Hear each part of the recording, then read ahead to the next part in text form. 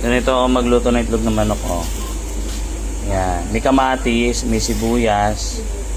Tapos pagka medyo naluluto na ilalim, ginahalo ko. Tapos naging ganyan siya. Yan. Unti-unti lang. Yan. Ganyan gusto ko.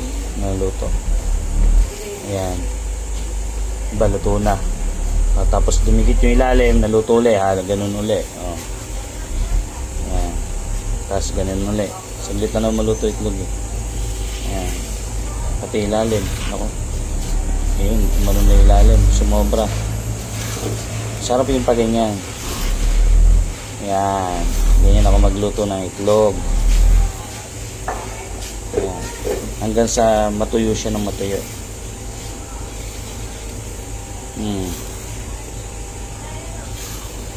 May kamatis yan. Wala kasing ganong mantika eh. May mantika yan, ganda niyan. Ganyan oh. Sarap yan, subukan nyo. Bawasan natin apoy. Ano yun, susunog. Pero yung ganyang style talaga masarap. Subukan nyo po. Tapos dumidikit na gilid. O, ganyan ulit. O, yan. Tapos ganun. Sinalim. Oh, ayan. Sarap yan. Oh. Tingnan nyo pag hanggang maluto yan. Ganda niyan. Share ko lang yung aking style ng pagluluto sa itlog.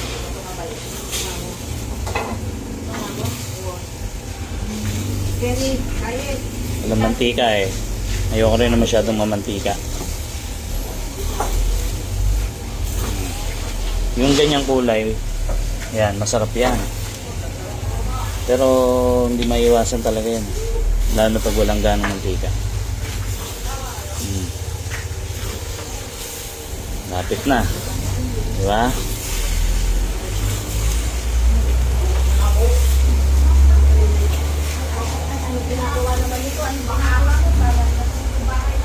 Ayan.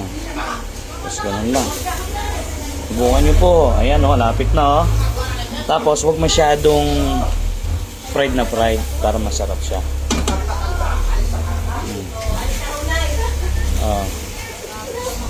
Tol, pag matanda sa daan, mahina. Ayan. Nakakaano ng pumasok, pagpupunta. Diba? Ganda na, no? Tingnan nyo. Basta unti-unti lang, huwag mabilis. Para maganda yung pagkakaluto.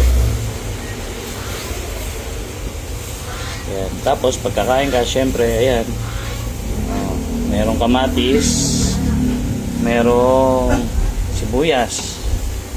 Tapos may konting siling berde. Konti lang na yung siling berde. Ayan. Ang ganyan. Kain. Tikman.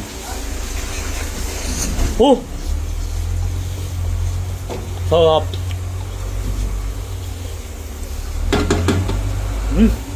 Ayan, mag-iwit na yung itlog.